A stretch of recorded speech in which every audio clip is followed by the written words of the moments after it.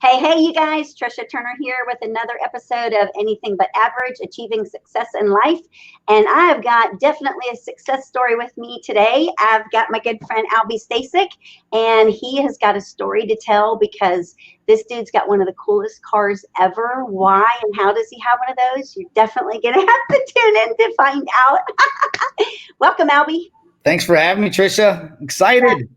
I'm excited too. Hey, tell everybody where you are in the world, a little bit about yourself, how long you've been in real estate, and kind of what led you up to that car that you have. Oh, okay. So it's crazy to think I've been doing this for 22 years. It doesn't feel that long because it feels like we're always kind of reinventing and finding a better way of helping people buy and grow their real estate business. But it's been 22 years. Started out with Century 21, which is the reason I ended up there. Was my dad was hanging his license there at the time, and so that's did he wear one of those brown jackets? It was a gold jacket, and he did have one, yes. And I think they kind of switched away from those. I mean, those were the things to have back in the day. They were. I remember the commercials. That was the differentiator. Was that gold jacket. It was that gold standard. And let's face it, I mean, Century 21, they were the standard at, back in when I was younger, way before I was licensed and whatever.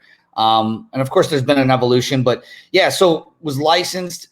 I actually was a over the road truck driver prior to becoming a real estate agent. I had, long hair down to here. And I was, let me put it this way.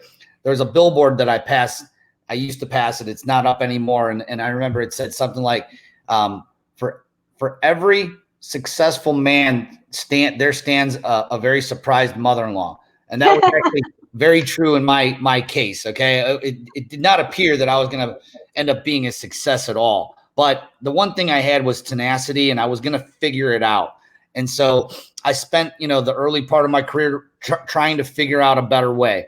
Buying coaching, I pretty much bought everything that you can possibly think of. And then, of course, the real estate downturn and the crash happened in 2007, 8, 9. And luckily, somehow I started seeing Jay Kinder's videos he was putting out, and I somehow it ended up in my inbox on my email, and I started watching them. And that was in 2010. I ended up hiring Jay and Mike, and my coach was Cliff at the time. Who really, I guess why that was the biggest turning point is because they made me think differently about how I grew my real estate business. Whereas most people just say, hey, where's my next transaction coming from? How do I just sell more houses? What they made me focus on is how can I set up a system that's proven and that's repeatable, that can attract clients on a consistent basis so that we can get off the treadmill that seems to be more like a roller coaster of a treadmill where you have a great month and then you have a terrible month and you're trying to figure out how to pay the bills. Then you have a great month and things are great, and then a bad month. And so what they taught me was it's not about becoming the best real estate agent, because let's face it, you do a few transactions, you know how to fill out a contract. That part's easy. It's about how to become the best marketer. So okay, so at that point, Ms. Don, to interrupt you, but were you still with Century 21 then, 2010? No, actually, what I did was in 2007, I started my team Stasek Group, which you can see right here. Okay. I started Stasek Group with RE/MAX in 2007, right at the beginning of the real estate collapse. I just didn't know that it was. And then began in 2010 the recovery of trying to dig my way out of debt and everything else, which we were able to do just by following Kinder Reese systems and the coaching that I learned through these guys. In 2013, so from 2010, when I started with these guys to 2013, I went independent like you. And I ended up opening my own brokerage, Stasek Real Estate Experts. When I left, we probably had a team of about 7 or 8 people when I left RE/MAX. And by the way, to all you RE/MAX people out there, I loved RE/MAX. I didn't like them. I loved them. And in fact, I never thought I'd leave. I was going to buy the franchise actually. And then when I kind of just weighed everything out, I made the decision to go with my gut and go independent. Turned out to be a great decision. We ended up doubling our business again. And then, of course, in 2017, I ended up seeing the EXP model and saw another opportunity to upgrade my business, to take it to the next level and kind of break out of just the confines of Cleveland, Ohio, and even Ohio itself. And now, we have an international company with over 4,000 agents in probably 48 states and 3 or 4 Canadian provinces. So it's been I'm going to stop you right there. fun. I'm going to stop you right there for a minute, because you and I have never had this conversation, and it's live, so why not? So I know why, when I was running my brokerage, I know what my struggles were and what my challenges were, and why things appealed to me, but I've never asked you. So you were running your brokerage, and I'm sure you thought you were, living the great life. You were living the perfect life, maybe. What was it that was not satisfying to you that made you seek something different? For others that are listening, they may be in these shoes that you were in and that I was in. Well, I think what we were trying to do is innovate something that hadn't been done. And so some of the people that I mentioned Mike J, Andrew Gaydosh, Carlos German, a lot of the guys that were part of our mastermind group that we were in, were trying to really reinvent a new model and a new brokerage model that supported the agents in ways that other brokerages didn't. And what I kind of refer to the evolution of the brokerage is back in the 70s and 80s, the broker was truly, the manager and the boss, if you will, right? I mean, they controlled the marketing. They did all of the marketing. They had all of the money. I mean, let's face it, they had agents on 50-50 splits. Right. And then, throughout the years of what I guess I would call the evolution of the brokerage model, what happened was the value started to diminish, and the value of the broker started to diminish. And why that happened was it was the evolution of new models, such as RE/MAX in the 70s. In 1973, Dave Liniger and his wife founded RE/MAX. Yep. And it wasn't the first 100% company, but it was the first successful one that really went big and eventually made its way into all 50 states with a struggle. And of course, then the 80s hit, and the 80s they did very, very well. And then somewhere in the 90s and 2000s, it was Keller Williams, that came in with a similar 100% model, but there was actually a cap on it. And at the end of the day, the one thing that all these models have in common is that you have to have productive real estate agents for it to be successful. So in order for it to have, productive real estate agents, you have to recruit. So kind of going back full circle is that I hated recruiting. I use that word very lightly, but I really just didn't like it. And the reason I didn't like it, and looking back now, is I didn't like the way I was approached. I was being pawed at a lot. We were the number one RE/MAX agent in my market. And I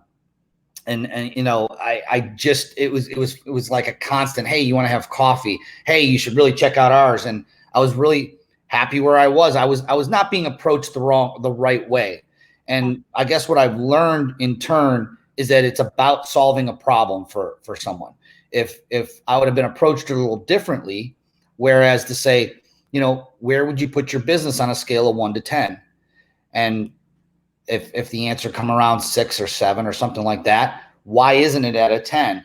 And usually it's there's a problem. And depending on the stage of where you're at, if you're someone that's trying to get from 0 to 20 transactions, your problem for growth and getting to 40 is different for someone who's maybe trying to get from 100 to 300 transactions. Your problem change as you go through the stages. It's not a right or wrong problem.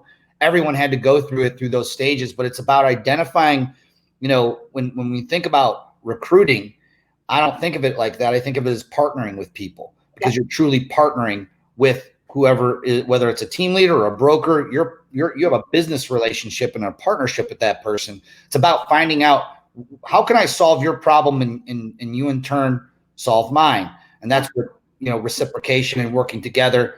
And when that clicks, it's magic. And I think that's, for me, that was the reason why I merged my brokerage into EXP, was because I saw the potential for that magic. And I didn't even see the potential from where we've gone now. That was not even in my radar. It's blown way past that and beyond that. And I'm proud of the people that are around me right now, because I have people like yourself and many other successful people who've sold way more real estate than I have ever will, that are surrounded in our network. And that's super powerful. So when you had your brokerage open, did you find that you were hungry for more, but yet you didn't really know what it was? Because when you're running your own brokerage, most of the time there's a lot of the agents there, and I don't know how yours was, but a lot of the brokerages are run with average agents. Of course, they only sell maybe 4, 5, or 6 homes a year. And so us who are like-minded and we're always thinking about growth, we're always trying to help them do more. And you try this. Why aren't you doing this? You got to do it this way. And so it's that constant teaching, training, which is what we do, but you probably were in production, weren't you, as well? I was in production. I had finally gotten, I think, out some 13, 14, probably like around 2014-ish, 15-ish. Okay. I stepped out. I got put back in painfully. We call it smacked right back into the business. And, the thing is that one of the most profitable things you can do is be a listing agent. Yep. I mean, when you look at your business financially from a profit standpoint, if you're sitting in the seat of a listing agent and you're the one that's actually taking that listing, and when that listing closes, 100% of that money lands in your bank account and stays there, that's an extremely profitable model. And so, through growing, the number one thing that I focused on was, if I wasn't face-to-face with sellers, then I wasn't doing the right thing that day. So I developed a system of attraction through marketing, through inside sales associates, setting up listing appointments that literally got me face-to-face on 2 to 3 listing appointments a day consistently. And I can just tell everyone listening to this is that if you get that many at bats and you do it consistently and long enough, and you'll fail, you'll go on, a dozen listing appointments, not get any of them. And then all of a sudden you'll land another one, and then you'll land 2 out of, then you're like, wow, I'm listing more than half of the ones I go on if I want to take it at all. And it's this evolution. You just get really, really good. So it's not a bad problem to have. Now, what happens when you get really, really good, even if you have support behind you, is that your phone's going to ring 7 days a week. Yep. You won't have a day off. Certainly you can control your schedule. I did not schedule any appointments on the weekends. In fact, I didn't schedule appointments Friday, Saturday, or Sunday at one point, which only leaves you 4 days, by the way. Think about that. 4 nights and days to actually go on listing appointments. It was frustrating my inside salespeople because they're like, Al, I'm out of space. I'm like, right. Well, that's my time. By the way, even if you block your time off, if you're selling 60, 80 houses a year yourself or more, I know people that are selling way more than that, your phone don't stop. Nope. And you're on this, what we call the transaction treadmill. And the problem with being on the transaction treadmill is once you hop off, the money stops. And it's not to say that you can't scale your business. I know that you did that. I've done it as well, but it's a different ball game. You need, which goes back to what we talked about at the beginning of this. You need productive real estate agents to fill the gaps of the income that you had coming in. And if you don't, and your expenses don't change, you will go broke, and you'll go broke pretty fast. So that, that had happened to me twice during the course of my growth of my brokerage, where I got smacked right back into a listing agent position. And Jay says it better than anybody. He describes jumping out of production and getting smacked back in. It's similar to imagine, I've never been to prison, but if you were to have to go to prison and getting out of prison and having no back is how he describes it. Right. So now, as we're headed into Q4 of the craziest, weirdest year ever in history, I know there's a lot of agents out there that are freaking out because everything's been really good. But as you know, real estate can stop on a dime and be really bad, So you're building and teaching all of your people that work with you and everyone that partners with you how to build these systems of marketing and to attract and not chase. Let's go into that a little bit more. Yeah, I mean, that's really the thing, is that what I was taught when I first was licensed, which is probably the same thing that you were, is, pick up the phone and start dialing. And there really is something to say about, outbound prospecting. Yep. And I know that people that have made $1 million off of that, The problem is kind of going back to what I was saying before, is that it's not necessarily sustainable. In other words, you're not creating residual income. You're not creating leveraged income. It's highly unleveraged, as a matter of fact, which means that when you stop, if you get tired or sick of it or whatever, maybe you get sick, your appointments are going to stop. Yep. Your appointments stop, your sales stop. And that's the only downside of being in, that sales role, at least staying in the sales role. Again, I want to reiterate to anybody out who is killing it in sales, continue doing it. It's look, real estate is one of the best and most profitable businesses we can be in. I used to always compare it to like someone that owns a car lot, right? A lot of the people that own car lots that I know, they make a lot of money. And if they dial that model in, they could do really, really well. But they're limited to selling the cars that are right on that lot, right? So like, the Chevy dealer over here, is in competition with the BMW dealer and the Ford dealer down the street on the same strip of all the dealerships. That guy can't sell one of his cars. Yeah. With us in real estate, we can sell all the other brokers because we cooperate in the MLS and we have cooperative agreements. We can sell everyone's house. It's really cool. And we don't have to buy one piece. That's the other thing, is that a lot of the car dealers in that business model have to put out like hundreds and hundreds of thousands of dollars on a monthly basis to hold this inventory and buy more inventory. And there's a huge risk involved. We don't have any of that. In fact, you could sell tons of houses without even having any listings. Obviously the key is getting those listings, but again, it kind of goes back to, I needed more leverage. And I think that as we all grow, everyone gets to a point where they're tired of running on that treadmill a million miles an hour. Yes, the money's great, but if you don't have any time to spend it and you're burning out, it starts affecting family. It starts affecting other relationships. It starts affecting things that you'd rather do. And life's short, Life is gone. All of a sudden it's gone in an instant. You know what? I was thinking the other day, and I have been thinking for the last couple of weeks, I don't even know why, but looking back on time, like, because I've been in real estate forever, like you have, back then, people didn't really, or we weren't around the people, I don't think, that had that mindset of growth and looking at what's your 5-year, 10-year, what's your end game. Nobody really talks about that. Nobody thinks about that. Nobody plans for that. And when you're just on this transactional treadmill, you're not planning about anything but what's your next transaction. And when, like, my story is similar to yours, when I met Mike and Jay, it was before EXP. And so I joined NAEA just like you did. And it opened my eyes and my mind to the people, to you, and to people that were killing it, doing way more business than I was. And it made me level up. You have conversations with Michael Reese and you're like, holy crap, I need to do $1 million a month. I'm never satisfied, because he's never satisfied. And so for me, it opened up so many doors in my mind, and because of my relationship with them and their relationship with you, I have a friendship now with you. And it's like insane. When I look back at the time and the progression, it all kind of comes to you, because you were the one that instigated all of us moving over to EXP. Isn't that correct? Well, I was the first person crazy enough to move my brokerage over. That would be true. And that was 3 years ago, last month.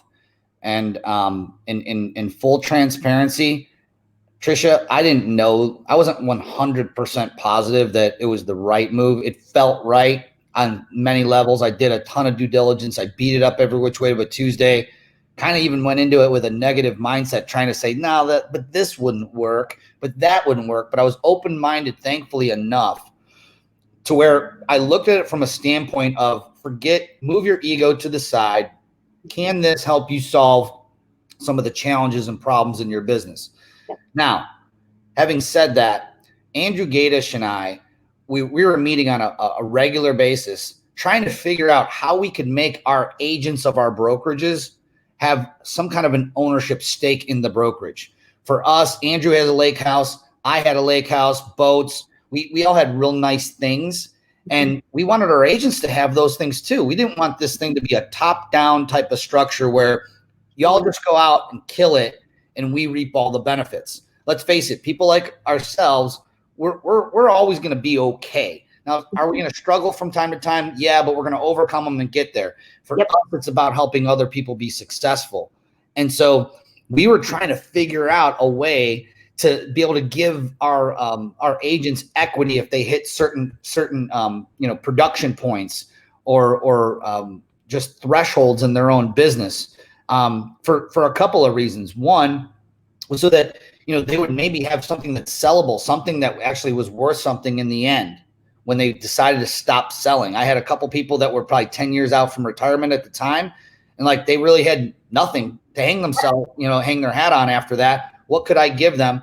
And my thought is that if I had something like that, an equity type of a program, that I'd be able to grow my business more, because it would be differentiated from any of the other brokerages where there was no more equity opportunities. I mean, some of the Kellers did offer equity opportunities up front, but once they're all built out, there's no more left for all the people that are coming in.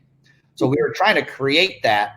And that was one of the things that literally immediately caught my eye with eXp Realty. It wasn't even the revenue share piece. It was that equity piece. I was like, this is exactly what Andrew and I have been trying to figure out in conjunction with Mike and Jay and their model, because we're all going to be partnering together. Put it all together.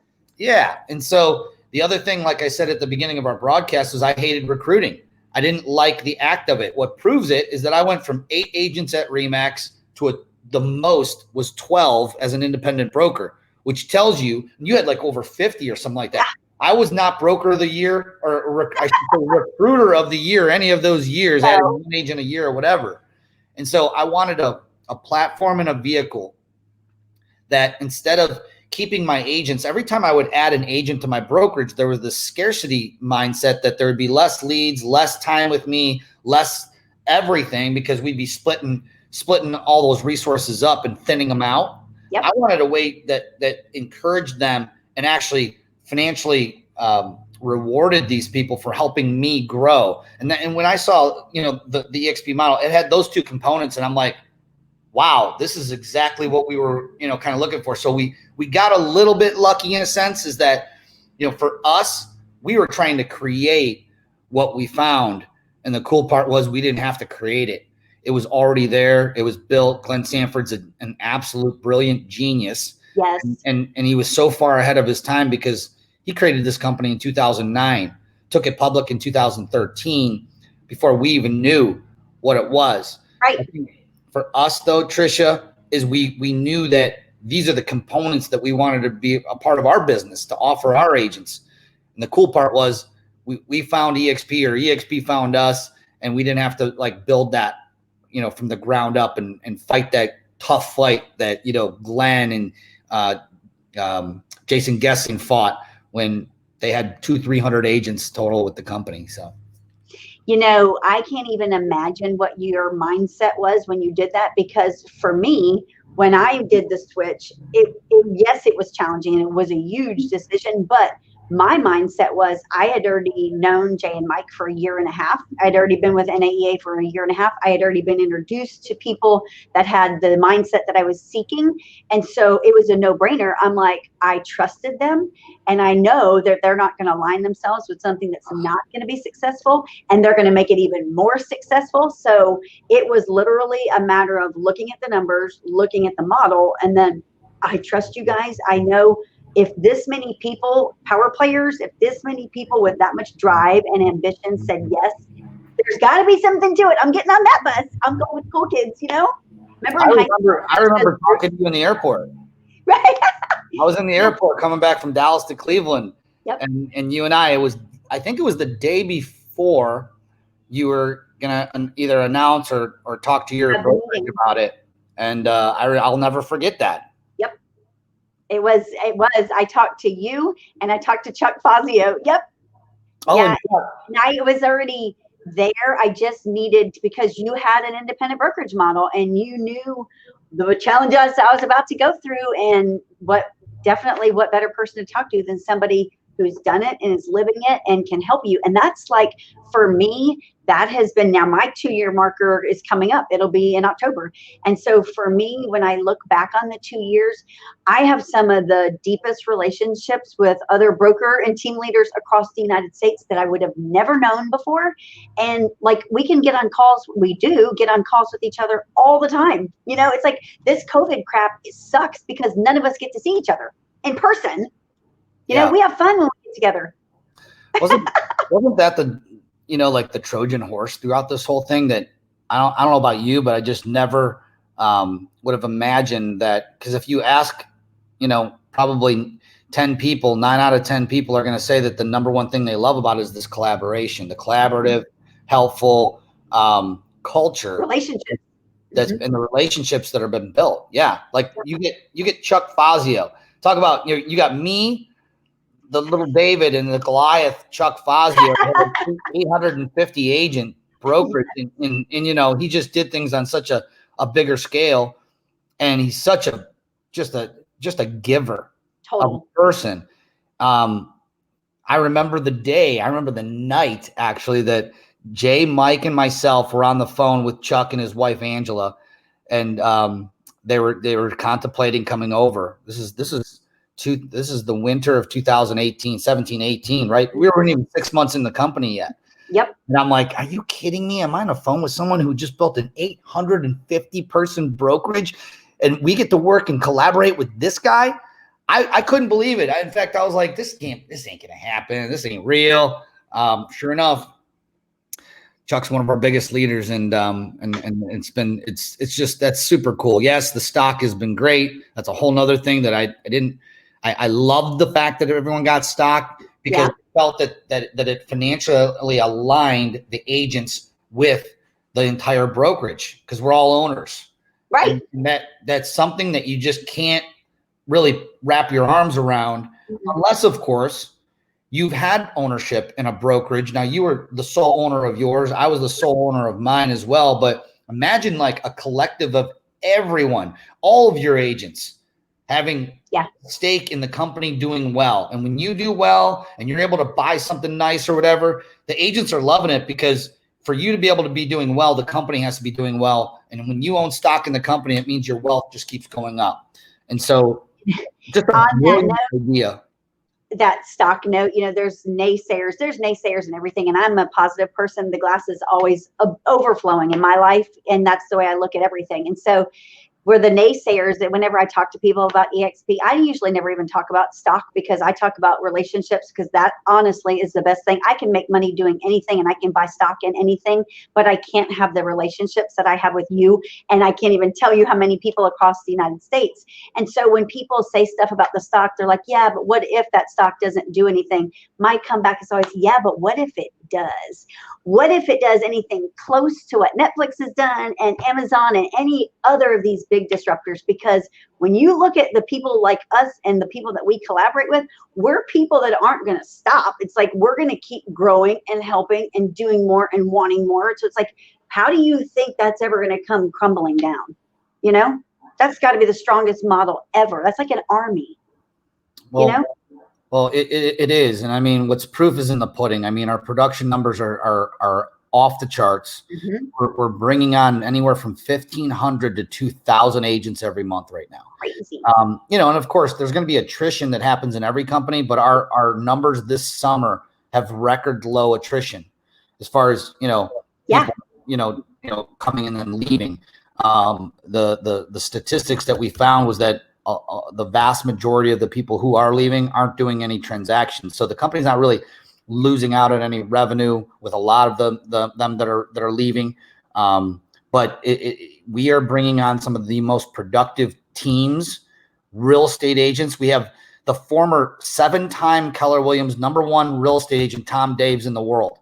You know, we've had the #1 KW team in Southern California, Dan Beer, his team. We have the #1 agent for Remax, and she was Marty Hampton, held that title for years, actually. Okay, and literally, I think it was just this year, maybe in the spring, Marty Hampton just came over. We're not just bringing on your individual agents who are selling, you know, 5, 10, 15, 20 homes. We're bringing on, you know, behemoths, you know, that are leaders, that people are, you know, I can't tell you, I can count on even 2 hands how many people that you'll see at Inman, people that are speaking on big stages, who are looked up to and asked to speak and share their wisdom. And now they're at EXP. Veronica Figueroa, you know, we can go on and on the list. But Yeah, it's been really great. It's been a blessing. I'll throw that word around often, but the best thing, it's been fun. We're having a blast. And I can't wait till we can like get in person again. This travel thing, when our shareholders thing got canceled, that was like the biggest letdown through COVID of all of it for me. I was like, are you kidding me? I know. And then Mastermind got canceled. Everything got canceled. I'm like, oh, this has got to stop. I know. I miss everyone, But we will come out. We will come out of this, and life will be back to somewhat normal. Maybe it'll be changed a little bit, but I can't wait to get back on planes. In fact, I'm actually going to a mastermind, my first mastermind in Vegas. It's just a 1 day in and out, flying out there Thursday. Friday is a mastermind. This is in October, so I'm looking forward to just getting on a plane. I haven't been on a plane. No. I think we're going to sneak down to Texas and see you guys. You need to. Hey, before we finish out, so for all these agents that are watching, and we're heading into Q4 of 2020, what are some tips, some success tips you can give them how to finish strong, and what can we look forward to in 2021? What are your projections?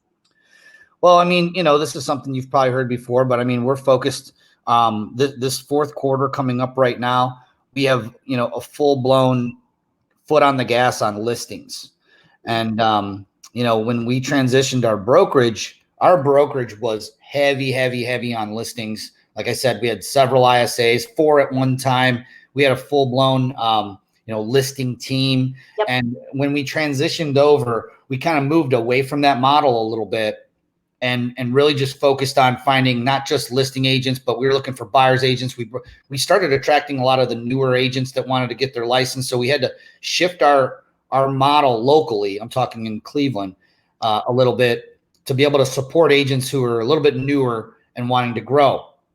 And that actually has paid off big time, because now we have a bunch of younger 20-something agents who are ready, hungry, ready to kill it. So we're actually putting our foot back down on the marketing pedal again, but we're focusing more on the seller side of things. I believe that coming into 2021, we're going to start seeing a little bit of inventories expand, which I think a lot of us are looking forward to seeing that.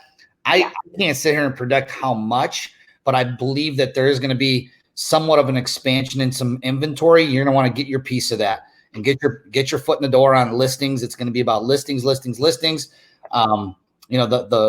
buy side will probably lighten up a little bit as far as, right now it's tough being a buyer's agent. Oh yeah. There's just not enough inventory. So, fighting for listings, you should be able to pick up more listings. I believe in 2021. So we're starting that process now, and we're just putting our systems in place to start attracting more sellers, more listings, and building that inventory up so that we can make 2021 and blow it out of the water like we did 2020. I love it. Hey, tell everybody what kind of car you drive, or the one that I was talking about in the beginning. It's a McLaren, and it's damn fun. Beautiful. Yeah. I'm not a car guy, but I have fun with it, and it's fun to take out. Someone asked me, "Is that your Sunday car?" I said, "As long as the sun is out, it's my any day car. As long as the sun's shining, because it's fun to drive." Okay, so was that on one of your bucket lists? Was that a goal that you wanted to get? No, it was not. A friend of mine, actually, that lives in Dallas, a different friend, Ryan Stuman, has had a couple McLarens, and just to prove that I'm not a car guy, I didn't even know what one was prior to buying his. And I think it was like in 2016, he bought his first one. Then he bought another one. I'm like, what does a dude need 2 McLarens? What is this car? So I went down there. I'd be in Dallas several times and feasted my eyes on this car. And it was just a piece of art. And I was like, oh, wow, it'd be kind of cool. I never really wanted, an exotic car. So no, it was never on my list. But our business started growing at a pretty good clip. And I said, once I get to this amount in monthly residual income, I'm going to buy a toy. I've never owned a flashy, other than, I've had business cars like a Cadillac and this and that, but they were really work cars. I've never really had a toy. So I said, what? Once I'm able to get my residuals to a certain amount every single month, where I can more than afford it, I'm going to go ahead and splurge. So I told my kids about it. That was the mistake or the right thing, depending on how you look at it. Because I was actually half kidding, and they kept reminding me, "Dad, you going to get the McLaren? I'm like, I'm not even looking. Well, they took care of all that for me too. And next thing you know, a friend of mine said, hey, I found this for you down in Florida. It's a great deal. So something I couldn't pass up. And I love it. Yeah. But you know what? Looking back on your life 3, 4, 5 years ago, I bet you would never have imagined where you would be right now. No, that is a true statement. Because when you're running an independent brokerage, I mean, you know it, I know it, you can only do so much. You can only grow so fast. You can only, recruit so many people. And unfortunately, most of those agents don't produce because they don't have the right systems and tools and training. And a lot of them have a closed mindset where they're not open to coaching and to new ideas. And you're like, look, I'm trying to show you how to do this. I'm trying to help you. And they have that closed mind. And so I believe that those brokerages, if you look at the numbers, because I study them, not in vain, I just like to watch people's numbers. And if you look at those agents that stay traditionally in that independent brokerage model, their production never changes. It pretty much stays the same. Sometimes it even dips a little bit when we have pandemics and weird things like this. But you never see these huge growth patterns, rarely. And so when you look at other people, when they collaborate, there's strength in numbers. There's something to that. When people can collaborate and they have the same mindset and the same goals and the same visions, and they're like, hey, I'm going to do 100 deals this year. And then you're like, well, then I'm going to do 150. Well, then I'm going to do, but it's friendly competition. It's not like anybody's trying to outdo them maliciously. And at any point in the day, if I'm weary, I can text any one of you guys and be like, hey, I need some words of encouragement, or I need a farming tool to give to one of my, anything, you name it, and it's at my fingertips. And for me as a business owner, especially a woman business owner, where things sometimes can be a little bit more challenging, there's no greater security in the world for me and for my agents that I want to take care of. Well, we love you, and we love partnering, the opportunity that we have to partner with you and all of our agents that are like you, our woman badgers, our lady badgers. You got that right. Killing it. And that's one of my, if not my favorite part about our group is watching all these strong women absolutely kill it and be, most that come aboard are already leaders, but then seeing them, continuously grow and become better, stronger leaders. That's just so fun for me to watch. And I appreciate you having me on your podcast, really. I appreciate you making the switch, because had you not have done it, Jay and Mike may not have done it. And then of course I wouldn't have, because so it all trickled down. So thank you. You have changed my life tremendously. Let's roll. Let's do it. Hey, Al, tell everybody how they can find you if they want to ask you questions or learn more, or just pick your brain a little bit. Sure. You can hop in my schedule. If you just go to alstasek.com, there's a button that you can click and get in my calendar. I think it says jump on a clarity call and get clear or something like that. And you should be able to find that on the front page of alstasek.com. And you'll have a 30-minute spot in my calendar. I'm happy to help you get unstuck or answer any questions that you have. Love it. Thank you, Al. Have a great day. Thanks, I'll see you soon. I better see you soon. Yes, absolutely. Bye, y'all. Bye.